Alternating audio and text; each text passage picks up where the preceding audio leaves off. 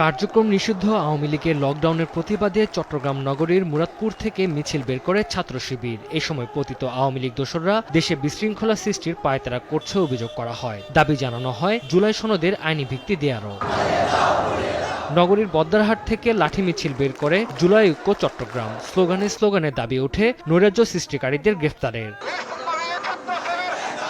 রাজশাহীতেও ছাত্র শিবিরের উদ্যোগে বিক্ষোভ মিছিল ও সমাবেশ হয়েছে। এ সময় বিশৃঙ্খলা সৃষ্টিকারীদের রুখে দেওয়ার প্রত্যয় জানান বক্তারা। আওয়ামী লীগের আগে বিচার হবে, তারপরে বাংলাদেশে নির্বাচন হবে। আওয়ামী লীগ যেই ছাত্রলীগ বিভিন্ন কর্মসূচি দিতে যাচ্ছে তাদেরকে সাদরে আমন্ত্রণ করার জন্য আপনারা প্রস্তুত আছেন তো? ইনশাআল্লাহ। একই দাবিতে বরিশালে বিক্ষোভ মিছিল ও সমাবেশ করেছে ছাত্র শিবির। পরে টাউন হলে সংক্ষিপ্ত সমাবেশে নাশকতা সৃষ্টিকারীদের কঠোরভাবে দমনের হুঁশিয়ারি দেন বক্তারা।